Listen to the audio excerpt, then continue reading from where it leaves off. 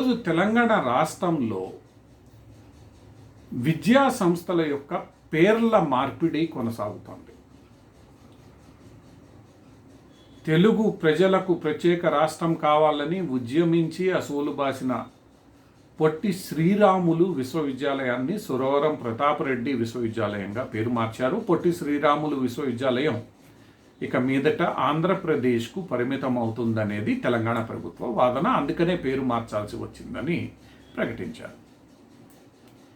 ఇది ఎప్పటి నుండో నలుగుతున్న అంశం. అదే సందర్భంలో తెలంగాణలో ఏర్పాటు తలపెట్టిన ప్రత్యేక మహిళా విశ్వవిద్యాలయానికి చాకలి ఐలమ్మ మహిళా విశ్వవిద్యాలయం అనే పేరును తెలంగాణ ప్రభుత్వం ఖరారు చేసింది.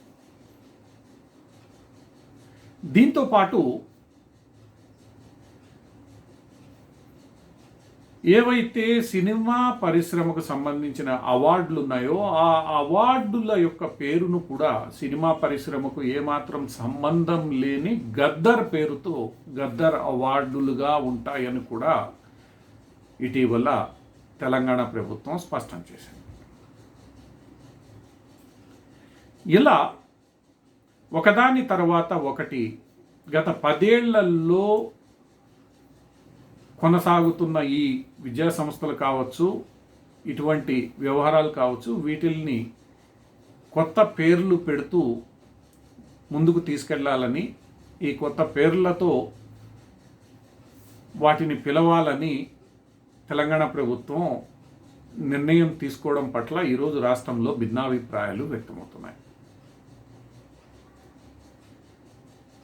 ఇలా తెలంగాణ ప్రభుత్వం ప్రకటించిన పేర్లన్నీ వామపక్ష భావాలకు సంబంధించిన వ్యక్తులవి కావడం ఈరోజు భారతీయ జనతా పార్టీ ఆగ్రహానికి కొంత కారణమవుతోంది.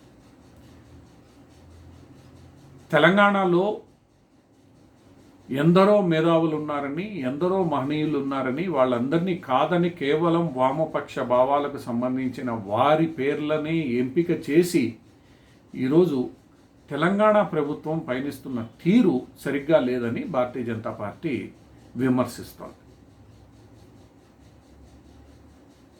చాకలి ఐలమ్మ లేదా సురవరం ప్రతాపరెడ్డి లేదా వీరందరూ కూడా వామపక్ష ఉద్యమకారులుగా పేరు గడించిన వారు. ఆ రోజు తెలంగాణ సాయుధ పోరాటం పేరుతో భారత ప్రభుత్వానికి వ్యతిరేకంగా జరిగిన పోరాటాల్లోనూ వీరు తుపాకీ పట్టి పాల్గొన్నవారు. ఒకవైపు నిజాంతో పోరాడుతూనే నిజాం గద్దె దిగిపోయిన తర్వాత వీరు భారత సైన్యానికి వ్యతిరేకంగా కూడా కొంతకాలం పోరాడారు అన్నది చరిత్రలో ఉన్న కొంత సత్యం.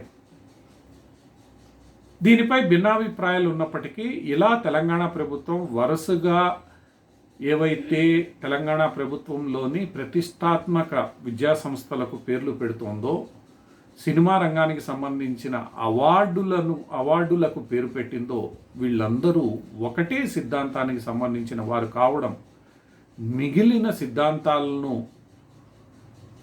అవమానపరిచినట్లేనని, మిగిలిన మహానుభావులను ఎవరైతే ఉన్నారో వాళ్ళందరినీ అవమానపరిచినట్లేనని రేవంత్ రెడ్డి కాంగ్రెస్ ప్రభుత్వం ఈరోజు మిగిలిన తెలంగాణకు సంబంధించిన గొప్పవారిని కించపరుస్తోంది అనేది